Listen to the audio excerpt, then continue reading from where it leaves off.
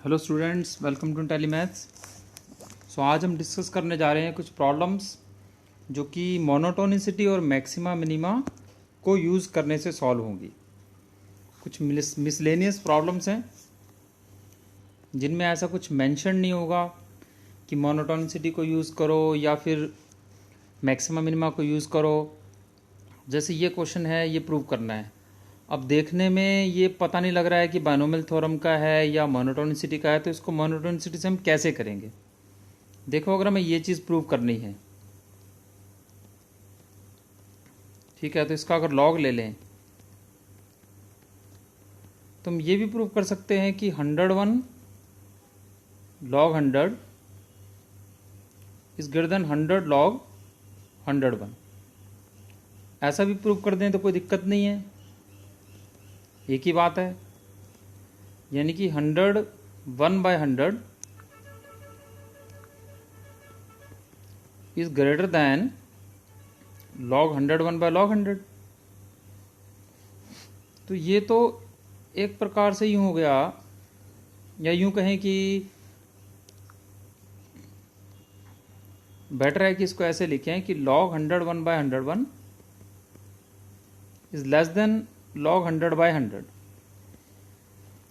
तो ये तो एक तरह से f101 लेस देन f100 हो गया। अगर मैं fx को log x/x से जूम कर लेता हूँ, ठीक बात हो गई। तो फिर मुझे क्या करना है, मुझे इस फंक्शन को डिक्रीजिंग प्रूव करना है। क्यों? क्योंकि ऑब्वियस सी बात है कि 101 तो 100 से बड़ा होता है, पर अगर f डिक्रीजिंग हुआ तो साइन हो जाएगा चेंज। ये तो डिक्रीजिंग फंक्शन की डेफिनेशन है कि साइन चेंज हो जाता है f लगाने से। यानी कि अगर f किसी प्रकार से मैं डिक्रीजिंग प्रूव कर दूं तो ये काम बन सकता है, प्रूफ हो सकता है। अब डिक्रीजिंग प्रूफ तो हम कर ही सकते हैं। f' निकालेंगे तो x as it is log x की differentiation 1/x minus log x as it is x की डिफ्रेंशिएशन 1 डिवाइडेड बाई x², यानी कि 1 माइनस log x। और ऑब्वियसली अगर मैं 100 के आसपास की बात करूं तो ये नेगेटिव ही आएगा, क्योंकि x तो हमारा 100 और 101 के बीच बीच में कहीं लाई करता है। हम वहीं पर ही इसको ऑब्जर्व कर रहे हैं। तो log 100 की वैल्यू तो 1 से बड़ी ही आएगी, तो नेगेटिव ही आएगा। तो बस हो गया प्रूफ। इसी प्रकार से अब ये क्वेश्चन देखो, इसमें अगर मैं ये प्रूव कर दूं कि tan x2/x2 बड़ा है tan x1/x1 से, ऐसा करने में कोई दिक्कत तो है नहीं, ठीक है। यानी कि मुझे fx2 greater than fx1 prove करना है। अगर मैं fx को मान लेता हूं tan x/x, तो ये चीज़ ऑब्वियसली fx को अगर मैं tan x/x मानूंगा तो fx2 क्या हो जाएगा, tan x2/x2 हो जाएगा। क्लियर? तो अब मुझे इस फंक्शन को कैसा प्रूव करना है। अब क्वेश्चन में x2 ग्रेटर देन x1 दिया है, तो x2 ग्रेटर देन x1 से ये चीज़ कब मिलेगी, जब फंक्शन हमारा इंक्रीजिंग होगा। तो इसको इंक्रीजिंग प्रूव करना है अब हमें। तो f' हो गया हमारा x sec² x minus tan x/x²। अब पॉजिटिव आना चाहिए f'। अब ये तो पता लग नहीं रहा है कि सीकेंट x² x बड़ा है tan से कि नहीं है, तो थोड़ा इसको सिंप्लीफाई करने की कोशिश करो। सीकेंट को 1/cos लिखो, इसको sin/cos लिखो, और x² तो खैर पॉजिटिव ही है, उसको छोड़ो। तो ये आ गया अपने पास x minus sin x cos x divided by cos²। तो cos² तो खैर पॉजिटिव ही है। अब इसको अगर मैं 2 से मल्टीप्लाई और डिवाइड कर दूं, 2x माइनस 2 साइन cos तो sin 2x होता है। अब ये हमें पता है कि y को x लाइन के नीचे बनता है साइन का ग्राफ, और ऊपर बनता है tan का ग्राफ। यानी कि x तो sin x से बड़ा होता ही है, तो इसका मतलब ये क्वांटिटी पॉजिटिव हो जाएगी। अब f' क्योंकि पॉजिटिव आ गया तो f इंक्रीजिंग फंक्शन हो गया। अब इंक्रीजिंग फंक्शन में देखो, हमें ये तो गिवन दिया हुआ था x2 बड़ा है x1 से, और इंक्रीजिंग फंक्शन में एफ लगाने से साइन क्या है, सेम रहता है। तो ये हो जाएगा, और यही तो प्रूव करना था हमें, ठीक है। सो इस प्रकार से हम मोनोटोनिसिटी का यूज़ करके इनइक्वालिटीज़ को प्रूव कर सकते हैं। अब ये अगेन उसी प्रकार का क्वेश्चन है जिसमें कि हमें एफ एक्स को क्या मानना है। सोचो, ये अज्यूम करना है हमें फंक्शन को, क्योंकि फिर तभी ये चीज़ हमारी एफ ई बन पाएगी, एफ ऑफ ई तभी बन पाएगी। तो ये फंक्शन अज्यूम करते हैं और देखते हैं कि एफ डैश एक्स कैसा आएगा। टेन वर्स एक्स की डिफरेंशिएशन ये होती है, और ये है 1 + x² की पावर -½ ये चीज़। अब इसकी डिफरेंशिएशन क्या हो गई, n x की पावर n-1। अब इसको नीचे ले जाते हैं, तो नीचे जाके पावर हो गई 3/2। 3/2 का मतलब 1 ये और √ इसका एलसीएम ले लिया जाए इसका, तो बचा हमारे पास ये। अब देखो ये क्वांटिटी तो वैसे ही पॉजिटिव है, और ऑब्वियसली 1 + x² 1 से तो बड़ा ही आएगा, आखिर 1 में कुछ ऐड ही कर रहे हैं ना हम, x²। तो 1 या 1 से बड़ा आएगा तो ये क्वांटिटी हमेशा 0 या 0 से बड़ी ही आएगी, यानी कि हमारा फंक्शन इंक्रीजिंग हो गया।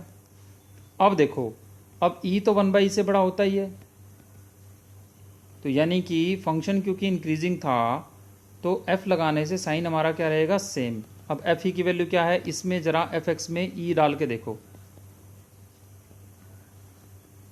ये आ गया ई डालने से। अब जरा इसमें 1/e डालो, तो ये चीज़ मिल गई हमें। बस यही तो प्रूव करना है, देखो यही चीज़ तो प्रूव करनी थी हमें। So it is proved. अब चलते हैं, देखो हम 4th क्वेश्चन पे। अब देखो, वैसे तो हम अब तक ये ग्राफ बनाते आए हैं बहुत बार कि y = x ऐसा होता है और sin x उसके नीचे बनता है, tan x उसके ऊपर बनता है। तो ये तो पता है हमें कि sin x x से छोटा होता है और tan x x से बड़ा होता है। ये चीज़ ऑलरेडी हम यूज़ करते आ रहे हैं काफ़ी समय से, बहुत सारे क्वेश्चन में हमने इस चीज़ को यूज़ किया है। पर अब हम इसको प्रूव करेंगे, क्योंकि आज तक हमने ये चीज़ बिना प्रूफ के यूज़ की है। तो जब किसी चीज़ को किसी चीज़ से छोटा या बड़ा करना हो, यानी कंपेयर करना हो दो फंक्शंस को, तो कंपैरिजन में हमेशा एक काम किया जाता है कि उनके डिफरेंस को, जैसे तुम्हें f और g प्रूव करना है छोटा बड़ा, तो क्या है, f - g को एक फंक्शन मान लो और उसको 0 से छोटा प्रूव कर दो। जब भी दो फंक्शंस को कंपेयर करना हो तो उनके डिफरेंस को एक फंक्शन मानो और उसको नेगेटिव प्रूव कर दो या पॉजिटिव प्रूव कर दो, तो वहाँ से पता लग जाएगा हमें कि ये चीज़ सही है या नहीं है। तो हम क्या करेंगे, एक फंक्शन मानेंगे sin x - x, उसकी रेंज निकाल देंगे, और इसकी रेंज हमेशा 0 से कम आनी चाहिए, क्योंकि sin x x से छोटा है, यानी ये चीज़ नेगेटिव आनी चाहिए। तो इसकी रेंज निकाल के देखते हैं, तो f' बहुत इजीली हम देख सकते हैं कि cos x - 1 यानी कि नेगेटिव हो गया ऑलवेज, या = 0 मान लो, है ना, नेगेटिव भी मान लो, चलो, तो फंक्शन डिक्रीजिंग हो गया। अब डिक्रीजिंग फंक्शन में क्या होगा, डिक्रीजिंग फंक्शन में ग्राफ कुछ इस प्रकार का बनेगा, ऐसा। और ये तुम देख सकते हो 0 पर इसकी वैल्यू 0 आ रही है, यानी कि अगर तुम f(x) का ग्राफ बनाने वाले हो तो 0 पर वैल्यू तो 0 आ रही है, तो 0 से पास करवाना पड़ेगा ओरिजिन से और डिक्रीज करवाना पड़ेगा। इसका मतलब क्या हुआ कि 0 से π/2 में इस ग्राफ का क्या होगा, ये मान लो यहाँ पर π/2 है और यहाँ पर 0 था अपने पास, तो 0 से π/2 में ये तुम्हें इतना ग्राफ नज़र आ रहा है। देखो ये ग्राफ तुम्हें मिलेगा 0 से π/2 में, तो ये ग्राफ हमेशा x एक्सिस के नीचे बन रहा है, यानी इस फंक्शन की वैल्यू हमेशा 0 से कम ही आएगी, यानी कि sin x - x हमेशा 0 से छोटा ही आएगा, यानी प्रूव हो गया कि sin x x से छोटा है। अब tan x x से बड़ा प्रूव करना है, तो इसी प्रकार से एक और फंक्शन एज्यूम करो tan x - x और उसको पॉजिटिव प्रूव कर दो। अब इसकी डिफरेंशिएशन करो तो sec² x - 1 जो कि tan² x होती है, जो कि हमेशा 0 से बड़ा होगा या 0 होगा, तो ये फंक्शन इंक्रीजिंग हो जाएगा। अब इंक्रीजिंग हो जाएगा तो इसका ग्राफ कुछ ऐसा बनेगा, और 0 पर इसकी वैल्यू 0 आ रही है, यानी कि ओरिजिन से होके जाएगा। तो यानी 0 से π/2 में हम क्या कह सकते हैं कि इसका ग्राफ कुछ यहाँ पर रहेगा, यानी 0 से ऊपर, यानी कि g(x) की वैल्यू हमेशा 0 से बड़ी ही आएगी, यानी कि tan x माइनस एक्स हमेशा 0 से बड़ा ही आएगा, यानी tan x जो है वो x से बड़ा ही आएगा इस इंटरवल के अंदर। तो ये हमने जो यूज़ करते आ रहे थे हम चीज़, उसको हमने आज प्रूव कर दिया। ओके, अब इसमें फिर वही चीज़ है कि हमें दो फंक्शंस को कंपेयर करना है, कौन बड़ा कौन छोटा। तो अभी क्या बताया मैंने, जब भी दो फंक्शंस को कंपेयर करना हो उसको तुम एक फंक्शन f(x) एज्यूम करो, उसके डिफरेंस को। लॉग का मतलब यहाँ पे बेस ई ही होता है जब कुछ बेस ना दिया हो, ठीक है। ये हो गया। ओके, अब देखो क्या करना है इसके बाद हमें।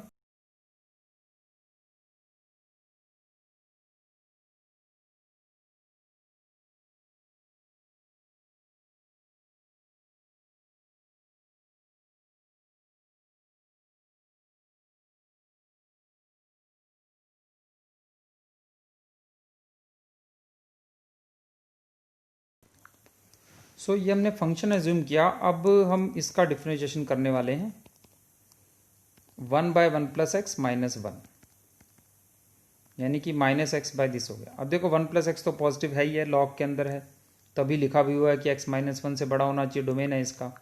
ये क्वांटिटी तो पॉजिटिव हो ही गई। अब -x की बात करें तो देखो -1 से इन्फिनिटी तक जाना है, तो यहाँ पर x नेगेटिव आएगा तो -x पॉजिटिव हो जाएगा, यानी कि ये प्लस ये माइनस। इसका मतलब इस फंक्शन का ग्राफ कुछ ऐसा बनेगा कि -1 से पहले ये क्या कर रहा होगा, इंक्रीज। 0 पर वैल्यू देख लो क्या आ रही है इसकी, 0 पर वैल्यू तो 0 है। ये पहले क्या करेगा, इंक्रीज, फिर बाद में क्या करेगा, डिक्रीज। तो बस हो गई, बात बन गई, यानी इसका ग्राफ 0 से नीचे ही रहेगा हमेशा। तो ये वैल्यू इसकी हमेशा 0 से कम ही आएगी, यानी कि log 1 + x - x हमेशा 0 से छोटा ही आएगा, यानी log 1 + x x से छोटा ही होगा। हो गया प्रूफ। अब ये ध्यान रखना -1 पे मत निकालना वैल्यू कितनी आ रही है, क्योंकि -1 पे तो अब वैल्यू -इन्फिनिटी भी आ सकती है, नीचे चला जाए, या ऐसे भी हो सकती है कुछ वैल्यू आ जाए, ये वैल्यू भी हो सकता है ऐसे चला जाए, ऐसे चला जाए। उससे हमें कोई मतलब है नहीं, ना इन्फिनिटी पे वैल्यू निकालने की ज़रूरत है ना -1 पे। हमें पूरी रेंज निकालने की कोई ज़रूरत नहीं है इसकी फंक्शन की। हमें बस केवल ये देखना है कि बस ये इसका ग्राफ रफ सा कैसा बन रहा है, ये वैल्यू 0 से नीचे आ रही है, बस इससे हमारा काम चल रहा है। चलो नेक्स्ट क्वेश्चन इसी तरह से सेम, e⁻x + e⁻−x, और ये 2 + x² को इधर ले आओ। अब इसको तुम्हें > = 0 प्रूव करना है, तो ये चीज़ प्रूव हो जाएगी फिर। अब इसकी रेंज निकालते हैं, देखते हैं 0 से बड़ी आती है कि नहीं। f' निकाला हमने, तो e−x की डिफ्रेंशिएशन ये ऐसा कुछ हो गया। अब देखो ये कुछ नहीं पता लग रहा है कि, अब देखो अगर ऐसा कुछ आ जाता ना, फिर तो ये क्वेश्चन हमारे लिए नहीं, 2 में भी नहीं, ठीक है, कुछ नहीं पता लग रहा है इसमें। तो क्या करें फिर, f' का तो कुछ समझ में नहीं आ रहा है, कब पॉजिटिव कब नेगेटिव। तो जब ऐसी सिचुएशन आ जाए ना, तो एक और बार डिफ्रेंशिएट कर लेना चाहिए, दोबारा से डिफ्रेंशिएट कर लो जब भी ऐसी सिचुएशन आ जाए। अब देखो पता लग गया क्यों AMGM लगाओगे। अगर तुम AMGM की भी क्या जरूरत है, तो हमने याद किया हुआ है, कोई भी नंबर और उसका रेसिप्रोकल हमेशा 2 से बड़ा ही होता है अगर वो नंबर पॉजिटिव होता है। तो ये नंबर उसका रेसिप्रोकल तो 2 से बड़ा ही आने वाला है, तो ये -2 करोगे तो ये वैल्यू इसका मतलब पॉजिटिव ही आने वाली है। अब f" पॉजिटिव का क्या मतलब होता है, इसका मतलब f' का डैश पॉजिटिव है, यानी f' इंक्रीजिंग ग्राफ है भी। जिसकी डिफ्रेंशिएशन पॉजिटिव हो वो इंक्रीजिंग होता है, तो क्योंकि f' की डिफ्रेंशिएशन पॉजिटिव आ रही है तो f' इंक्रीजिंग हो गया। तो अब हम f' का ग्राफ बनाएंगे, है ना। f का तो हमें भी पता नहीं लगा कुछ, f' का ऐसा ग्राफ हो गया इंक्रीजिंग, और 0 पर वैल्यू 0 आ रही है, देखो ऐसा ग्राफ हो गया, ये f' का ग्राफ है। अब देखो ये वैल्यू इसने प्लस ली या माइनस ली, यानी कि f' की साइन स्कीम कैसी बनी, 0 के बाद प्लस, 0 से पहले माइनस। अब देखो हमें f' के बारे में पता लग गया, जो इसको देख के बिल्कुल भी पता नहीं लग रहा था कि कैसा होने वाला है f'। अब पता लग गया कि ये पहले नेगेटिव बाद में पॉजिटिव, यानी कि अब f' कैसा होगा फिर, f पहले करेगा डिक्रीज 0 से पहले, ये ऐसे 0 के बाद इंक्रीज, और 0 पर तो वैल्यू 0 आ ही है इसकी, ये f का ग्राफ हो गया, ठीक। 0 से पहले तो डिक्रीज, 0 के बाद इंक्रीज, और 0 पर वैल्यू 0 भी है इसकी, देखो 0 पर वैल्यू देखो इसकी 0 आ रही है। इससे ये ग्राफ से पता लग रहा है कि f हमेशा 0 से बड़ा ही आंसर आएगा f का, बस फिर यही हमें प्रूव करना था, तो ये 0 से बड़ा कर दिया तो ये ऑटोमेटिकली प्रूव हो जाएगा। तो क्या सीखा हमने इस क्वेश्चन से कि जब तुम्हें नहीं समझ में आए ना कि एफ डैश के बारे में कुछ भी, तो डबल डैश पे चले जाओ। फिर भी नहीं समझ आएगा तो 3 टाइम्स भी कर लेंगे हम। अब इस क्वेश्चन में भी ऐसा ही करना है हमें कि sine x ten x minus x square को 0 से बड़ा प्रूव करना है। तो एफ डैश निकालते हैं। Sine x as it is, ten x की differentiation second square x plus ten x as it is, sine x की डिफ्रेंशिएशन कॉस माइनस 2x। अब ये तो फिर से कुछ समझ में नहीं आया, ये चीज़ पॉजिटिव नेगेटिव का कुछ भी पता नहीं लग रहा है, तो अब डबल डैश निकालें नहीं। अब एक बात करते हैं, अब देखो इसका डिफरेंशिएशन करूंगा और फैल जाएगा क्वेश्चन। तो अब हमने इस क्वेश्चन में, पिछले क्वेश्चन में तो ये सीखा है डबल डैश पे जाना चाहिए, इसमें हम ये सीख रहे हैं कि डबल डैश में जाने से पहले हो सकता है थोड़ा सिंप्लीफाई करके ही पता लग जाए। जैसे मैं बताऊं, ये किसी क्वेश्चन में आया होगा, ये आ रहा है हमारा, जैसे इस क्वेश्चन में देखो, इसके बारे में हमें कुछ नहीं समझ में आ रहा था, तो हमने इसको सिंप्लीफाई किया। हमने डबल डैश थोड़ी निकाला, इसको हमने सिंप्लीफाई किया, फार्मूला हमने लगाए और हमें पता लग गया। तो ये दो मेथड्स होते हैं साइन जानने के, एफ डैश के बारे में जानने के दो मेथड होते हैं। या तो सिंप्लीफाई करके काम चलाओ, और अगर तुम्हें लगे कि सिंप्लीफाई से नहीं चलेगा काम, जैसे कि इस क्वेश्चन में, अब मैं क्या सिंप्लीफाई करूं, इसको नहीं चल रहा काम, तो और एक और बार डिफरेंशिएट कर लो। तो इसमें अभी हम सिंप्लीफाई करने की कोशिश करेंगे, क्योंकि डिफरेंशिएशन करना थोड़ा भारी काम हो रहा है। तो ये हमने सिंप्लीफाई किया तो कुछ ऐसा आ गया। अब इसके बाद साइन एक्स कॉमन आ गया, 1 बाय कॉस स्क्वायर क्या हो गया, सीकेंड स्क्वायर प्लस 1 माइनस 2x। अब ये तो अभी भी कुछ पता नहीं लगा, देखो हमें ये चीज़ पॉजिटिव है कि नेगेटिव है कुछ नहीं समझ में आ रहा, यानी कि सिंप्लीफिकेशन से काम हमारा चला नहीं। तो अब हमें डिफरेंशिएट करना ही पड़ेगा, बट इसको करेंगे ज़्यादा सही है, इसको करने में थोड़ा ज़्यादा कॉम्प्लिकेशन थी, इसको कर लें ज़्यादा ठीक है। एक और बार डिफरेंशिएट करना ही पड़ेगा। Sine x as it is, second square की differentiation 2 second x into chain rule से सीकेंड की करेंगे second 10 plus second square plus 1 as it is, sine x की डिफरेंशिएशन करेंगे कॉस एक्स माइनस 2x की 2, ये हो गया अपना 2 by cos square 2 sine x, और सीकेंड स्क्वायर को 1 बाय कॉस स्क्वायर लिखा, tan को साइन बाय कॉस लिखा, plus second square into cos सीकेंड यानी कि 1 बाय कॉस लिखा उसको, प्लस कॉस लिखा माइनस 2, ठीक। सो ये क्या हो गया हमारे पास, 2 tan square x plus 1 into secant x,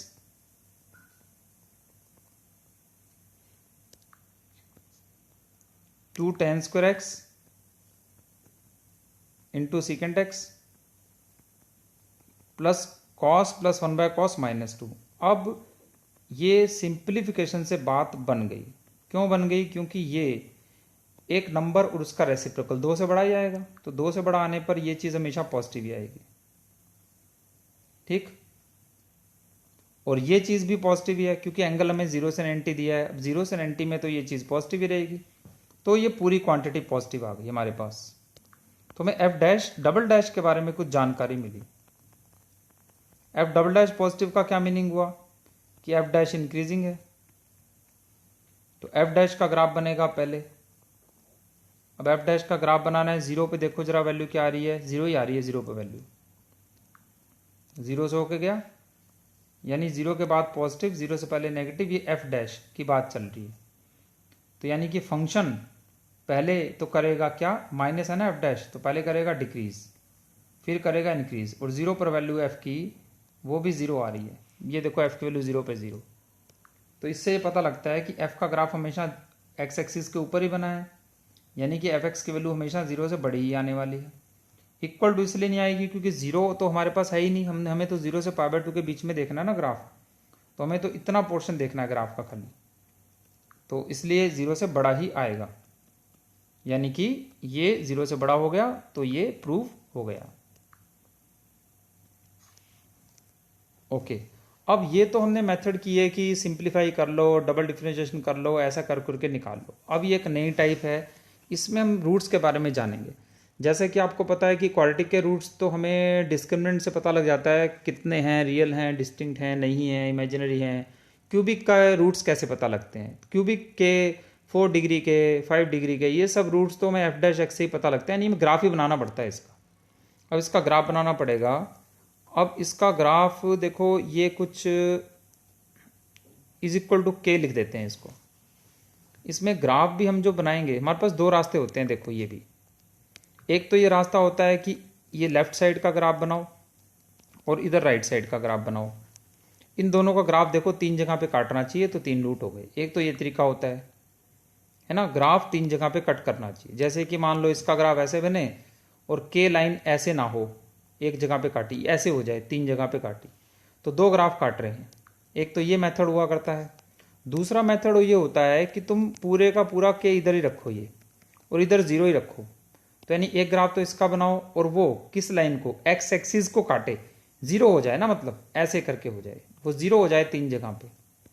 तो 2 मेथड्स होते हैं हमारे पास कि या तो हम आधा आधा करें या फिर हम जो है एक साइड 0 ही रखें। अब इधर क्या, इसका ग्राफ बनाना थोड़ा मुश्किल हो जाएगा क्योंकि के वैल्यू पता तो है नहीं कितनी है। तो ग्राफ में अब 0 पर वैल्यू जैसे के आ रही है, तो मैं कैसे बनाऊं, यहाँ बनाऊं, यहाँ बनाऊं, तो वो थोड़ा कन्फ्यूजन क्रिएट हो जाएगा। तो बेटर है इसमें मैं क्या करूँगा, मैं इसको एक फंक्शन मानूंगा, ये इधर और के उधर। अब इसको मैं फंक्शन f(x) मानूंगा और मैं इसका ग्राफ बनाऊंगा। तो f(x) बराबर x³ - 3x है, f' हमारा हो गया 3x² - 3, यानी कि इसकी साइन स्कीम हो गई अपनी प्लस माइनस प्लस। तो ग्राफ बन गया हमारा -1 पे। देखो क्या वैल्यू है इसकी, 2 वैल्यू आ रही है -1 पे।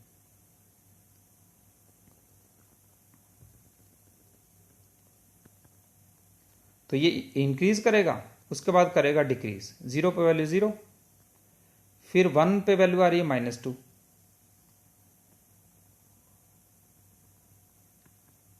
फिर करेगा ये इंक्रीज। ये कुछ ग्राफ हो गया। ये तो हमारा हो गया लेफ्ट साइड का ग्राफ। ठीक, अब राइट साइड का ग्राफ बना लो।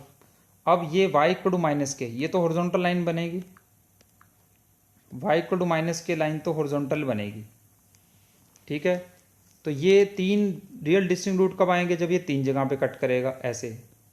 ये तभी हो सकता है जब तुम k को -2 से 2 के बीच में रखो।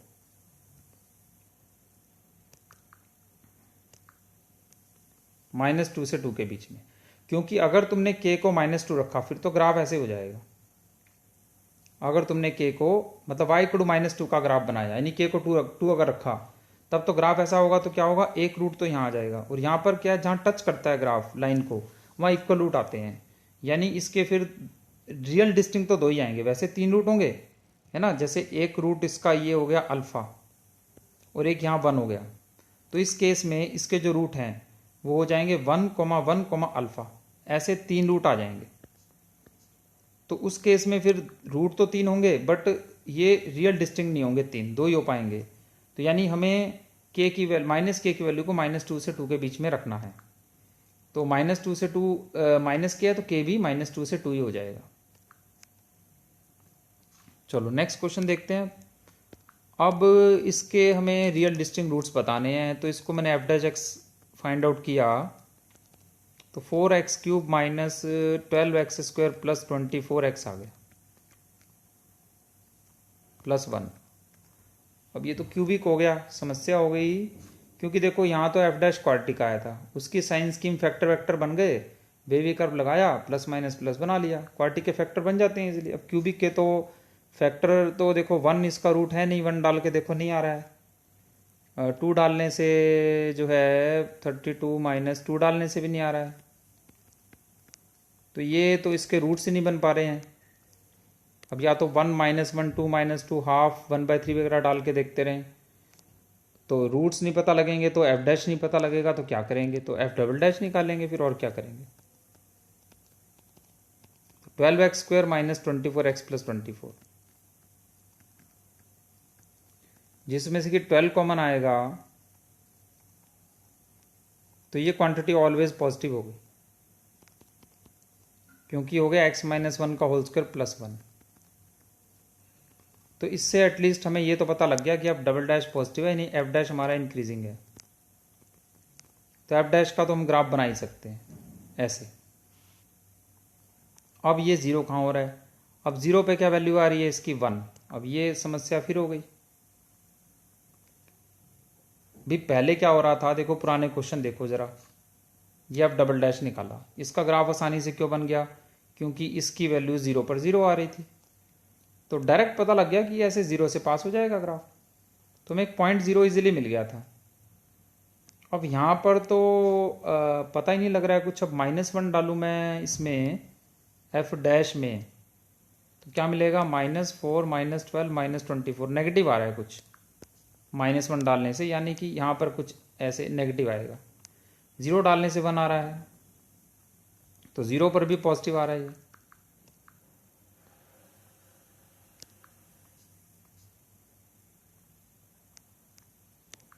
ये एफ डैश की बात कर रहे हैं हम। 0 पर भी पॉजिटिव है, -1 पर जरूर नेगेटिव है। तो ठीक है, फिर ऐसा है कि अल्फा मान लेते हैं हम, कहीं पर आ रहा होगा 0, क्या कर सकते हैं हम? तो हम साइन स्कीम लिख लेते हैं कि भी अल्फा के बाद तो एफ डैश पॉजिटिव है, उसके पहले नेगेटिव है। अब हमें एफ एक्स का ग्राफ बनाना है, ये तो एफ डैश की साइन स्कीम हो गई। अब एफ के बारे में क्या कहना है? एफ यहाँ पर हो गया डिक्रीजिंग, यहाँ हो गया इंक्रीजिंग। अब अल्फा पे वैल्यू कैसे निकालें? भी एफ डिक्रीज इंक्रीज तो कर दोगे, डिक्रीज इंक्रीज तो कर दोगे एफ को, बट ये जो अल्फा है यहाँ पर कहीं है अल्फा, -1 और 0 के बीच में कहीं अल्फा है। अब मैं एफ अल्फा कैसे निकालूं? मुझे पता ही नहीं अल्फा कौन है। अब एफ एक्स का ग्राफ बनाना है। एफ अल्फा अगर पॉजिटिव हुआ तो ग्राफ ऐसा भी हो सकता है, 0 हुआ एफ अल्फा तो ऐसा भी हो सकता है, नेगेटिव हो तो ऐसा भी हो सकता है, ऐसा भी हो सकता है। तो अब इससे तो फिर रूट्स के बारे में क्या पता लगेगा हमें? तो अब इसमें ध्यान से अगर देखोगे तो ये एफ एक्स है हमारा, और हम एफ एक्स का ही ग्राफ बना रहे हैं। पर इसकी वैल्यू ध्यान से देखो तो 0 पर इसकी वैल्यू -1 आ रही है, तो 0 पर वैल्यू -1 है, तो दोनों ग्राफ रिजेक्ट हो गए। ये वाला सही है। फिर हमें एफ अल्फा तो नहीं पता लगा, हमें नहीं पता एफ अल्फा की वैल्यू 0 आई, पॉजिटिव आई कि नेगेटिव आई, पर ये वैल्यू अगर 0 आई तो F0 तो बड़ा ही आएगा, तो ये वैल्यू पॉजिटिव आएगी, जबकि 0 पे इसकी वैल्यू -1 आ रही है, यानी ये दोनों ग्राफ रिजेक्ट हो गए। तो ये ग्राफ सही है। अब ये ग्राफ अगर सही है तो ये 2 जगह पे काटेगा, यानी इसके रूट्स कितने हो गए? 2। So number of real distinct roots will be 2। Clear? अच्छा, वैसे भी एक बात हो रहा है, देखो अब इसके रियल रूट्स कितने, अब डिस्टिंक्ट का तो पता नहीं, पर रियल की बात करूं तो 4, 2 या 0 रूट होंगे। देखो रियल रूट 3 तो हो नहीं सकते हैं, क्योंकि 3 रियल और 1 इमेजिनरी तो होता नहीं है, इमेजिनरी पेयर में आते हैं, या तो 4 रियल होंगे, या तो 2 रियल होंगे, या तो 0 रियल। अच्छा, 0 रियल इसलिए नहीं हो सकते क्योंकि अगर 0 रियल है यानी सारे इमेजिनरी हैं, तो p plus minus at of alpha, ये चारों इमेजिनरी रूट हो जाएंगे, तो इनका प्रोडक्ट पॉजिटिव आएगा हमेशा। इमेजिनरी रूट्स का प्रोडक्ट हमेशा पॉजिटिव आता है, क्योंकि p प्लस आयोटा क्यू और p माइनस आयोटा क्यू को मल्टीप्लाई करोगे तो वहाँ से p² प्लस q² मिलेगा, पॉजिटिव ही आएगा हमेशा। जबकि प्रोडक्ट ऑफ रूट्स देखो इसमें क्या है, माइनस प्लस माइनस प्लस, -1 आ रहा है product of roots. Product of roots क्या है? -1, जबकि प्रोडक्ट क्या आ जाएगा? पॉजिटिव, यानी चारों इमेजिनरी नहीं हो सकते, यानी 0 रियल तो हो नहीं सकता है, तो यानी ये ऑप्शन यहाँ से उड़ गई। तो बचा क्या? या तो चारों रियल है या तो 2 रियल है। पर 4 रियल में दिक्कत एक और है, अगर चारों रियल होंगे तो ग्राफ कुछ ऐसा सा बनेगा, ये 1 2 3 4। अब 4 अगर रियल हुए तो एफ डैश, यहाँ पर एफ डैश एक्स 0 हो जाएगा, 3 जगह पे एफ डैश एक्स 0 होगा, यानी एफ के अगर 4 रियल रूट हुए तो एफ डैश के 3 रियल रूट होंगे, तो डिफरेंशिएशन करने से एक कम हो जाएगा। इसी तरह से एफ डबल डैश के 2 रियल रूट होंगे, पर ऐसा तो है ही नहीं। एफ डबल डैश तो ये था एफ डबल डैश एक्स, और इसका तो कोई रूट ही नहीं था, ऑलवेज पॉजिटिव था, ये कोई रियल रूट था ही नहीं, जबकि होने चाहिए 2, यानी कि ये गलत हो गया, यानी एफ के 4 रियल रूट नहीं हो सकते, क्योंकि ये पॉसिबल ही नहीं है। तो 4 नहीं हो सकते, 0 नहीं हो सकते, तो 2 ही होंगे फिर। तो ये भी एक मेथड है क्वेश्चन को करने का। चलो अब नेक्स्ट क्वेश्चन देखते हैं।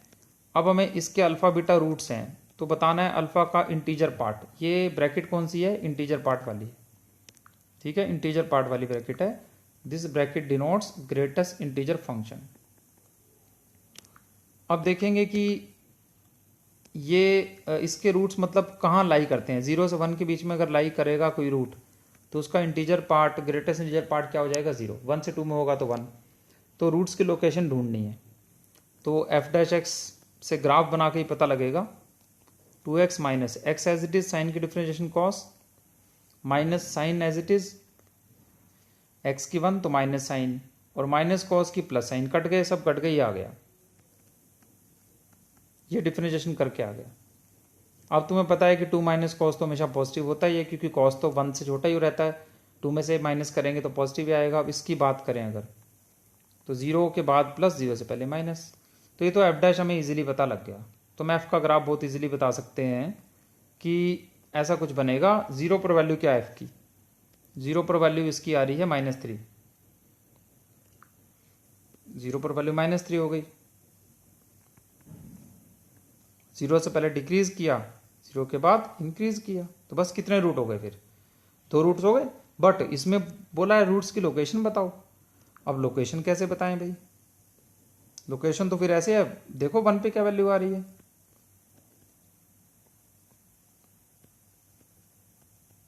1 पे वैल्यू क्या आ रही है,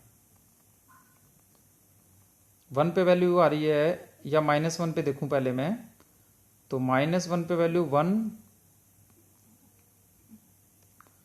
और ये चीज़ तो +1 हो गई, माइनस साइन 1, माइनस कॉस 1, -2। अब ये क्वांटिटी तो देखो नेगेटिव आ गई, नेगेटिव आ गई, बस दिख ही रहा है वो तो नेगेटिव आ गई, यानी कि ये -1 तो कुछ यहाँ पर आएगा, ठीक। अब -2 पे वैल्यू देखनी पड़ेगी, तो 4 + 2 इंटू साइन -2, यानी कि -2 sin 2 हो गया, और माइनस कॉस -2 तो cos 2 ही होता है, -2 किया तो 4 - 2 2 हो गया।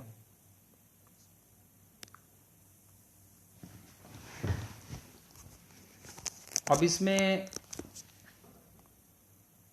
cos 2 की वैल्यू, अब अंदाजा अगर देखोगे तो sin 2, खैर नहीं पता लगेगा यहाँ से, तो अभी तो पता ही नहीं लग रहा है पॉजिटिव है कि नेगेटिव है। चलो f1 देखें जरा एक बार, f1 की वैल्यू 1 - sin 1 - cos 1 और -2, ये क्वांटिटी तो नेगेटिव आ गई। सॉरी, f -1 निकाला था ना पीछे हमने, अच्छा ये सेम ही आ रही है +-1 पे वैल्यू, हाँ ठीक है, इवन फंक्शन है ना ये, हाँ तो f -1 और f1 की वैल्यू तो सेम आ गई।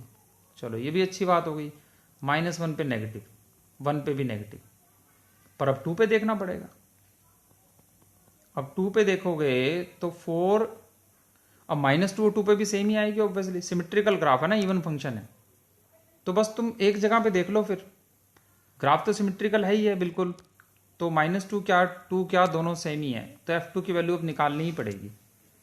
तो अब ये पता तो लग नहीं रहा है, अब अंदाजा क्या करें, साइन 120 के देखो 1 रेडियन 57 डिग्री होता है, तो 2 रेडियन 120 डिग्री के आसपास आएगा, अंदाजा तो लगा सकते हैं कि 120 डिग्री अगर मान लें साइन 2 को, तो साइन 120 √3/2 और कॉस 120 हो गया कितना, -½ तो यानी कि 2 - √3 + ½ तो ये अंदाजा तो साफ नज़र आ रहा है कि पॉजिटिव ही आने वाली है वैल्यू, अंदाजे से तो साफ नज़र आ रहा है कि वैल्यू पॉजिटिव आएगी। तो इससे हम क्या कह सकते हैं, इससे हम ये कह सकते हैं कि -2 पे भी ऐसे ही होगा, ग्राफ पॉजिटिव ही आएगी, यानी कि इसका एक रूट तो हमारा 1 से 2 के बीच में है, और दूसरा रूट हमारा -1 से -2 के बीच में है, तो इसका मतलब अल्फा का इंटीजर पार्ट हमारा कितना हो गया 1, और बीटा का इंटीजर पार्ट, जो चीज़ -2 से -1 के बीच में होती है उसका इंटीजर पार्ट -2, तो इनका सम कितना हो गया -1, तो आंसर हमारा आ गया -1।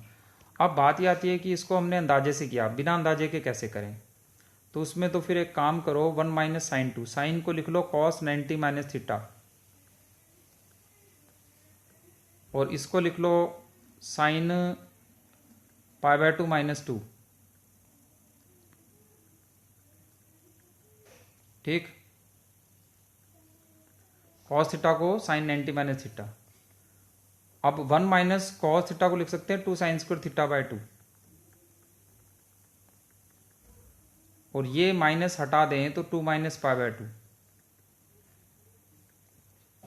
अब देखो एक पूरी क्वांटिटी पॉजिटिव आ गई क्योंकि ये स्क्वायर्ड क्वांटिटी हो गई, और ये एंगल तुम देख सकते हो ये 30 डिग्री के आसपास है, तो ये क्वांटिटी भी पॉजिटिव हो गई, तो F2 पॉजिटिव हो गया। ऐसे भी हम प्रूव कर सकते हैं।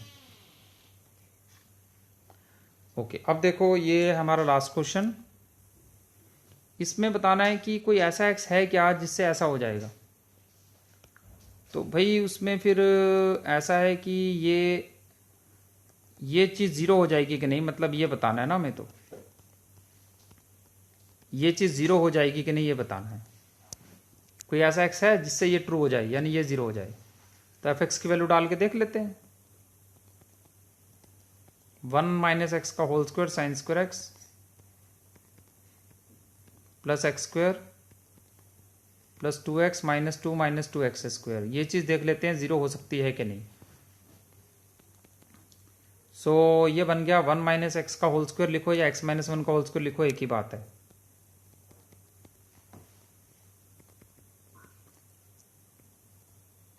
तो ये बन गया हमारे पास equal to minus 2x plus 2 plus x square, यानी कि x माइनस 1 का whole square sine square x equal to x minus 1 का होल स्क्वायर प्लस 1। तो x माइनस 1 होल स्क्वायर आ गया common, sine square x minus 1 क्या हो गया माइनस कॉस स्क्वायर एक्स। अब ये तो पॉसिबल नहीं है क्योंकि ये क्वांटिटी तो नेगेटिव है और ये क्वांटिटी पॉजिटिव है, ठीक है। तो इसका मतलब ये क्वांटिटी तो less than equal to zero हो गई। So this is not possible, किसी भी एक्स के लिए ऐसा पॉसिबल नहीं होगा। तो आंसर हो गया हमारा फॉल्स, ये पॉसिबल किसी भी एक्स के लिए नहीं है। अब जरा क्यू को चेक कर लेते हैं। 2f(x)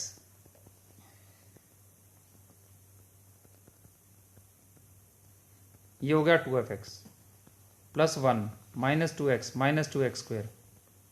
ये चीज़ ज़ीरो हो पाती है कि नहीं ये देखना है। ये तो इससे कैंसिल आउट हो गया। तो एक फंक्शन हमने gx माना, ये 2 1 माइनस एक्स का whole square sine square plus 1 minus 2x। अब ये देखना है कि ये चीज़ ज़ीरो हो सकती है कि नहीं, gx ज़ीरो हो सकता है कि नहीं। तो देखो ज़ीरो पर इसकी वैल्यू क्या आ रही है, ज़ीरो पर इसकी वैल्यू आ रही है 1, और 1 पर क्या वैल्यू आ रही है -1, यानी कि इसका साइन चेंज हो रहा है। अब क्योंकि g कंटिन्यूस फंक्शन है, तो कंटिन्यूस फंक्शन क्या होता है, वो एक बार अगर नेगेटिव एक बार पॉजिटिव वैल्यू लेता है तो उसका एक रूट ज़रूर आता है बीच में। कौन सी theorem, IMVT, intermediate mean value theorem. क्या थी ये थ्योरम, ये थ्योरम ये थी, ऑब्वियसली बात है, कोई अगर FA FB लेस देन 0 हो तो AB के बीच में एक रूट ज़रूर होगा, क्योंकि ऑब्वियसली अगर FA की वैल्यू नेगेटिव है FB की वैल्यू पॉजिटिव है तो बीच में कहीं जीरो तो होके जाएगा। वो कंटिन्यूस फंक्शन है, जंप तो कर नहीं रहा है अपना, इजीली उसका स्मूथली ग्राफ जा रहा है, तो बीच में कहीं जीरो तो होगा। अब ये वैल्यू अगर -1 लेगा और ये वैल्यू +1 लेगा तो कंटिन्यूस फंक्शन है, जंप तो करेगा नहीं, तो स्मूथली जाएगा, तो कहीं बीच में जीरो तो होके जाएगा। तो और जीरो कितनी भी बार हो सकता है, माइनस से प्लस जाए तो ऐसे ऐसे भी जा सकता है, 3 रूट भी हो सकते हैं, एक भी हो सकता है, पर कम से कम एक तो होगा। यानी gx has at least 1 root, at least 1 root in the interval -1 से 0 से 1, यानी कि ये ट्रू हो जाएगा। This is possible. So this was all regarding this topic. Best of luck, keep watching.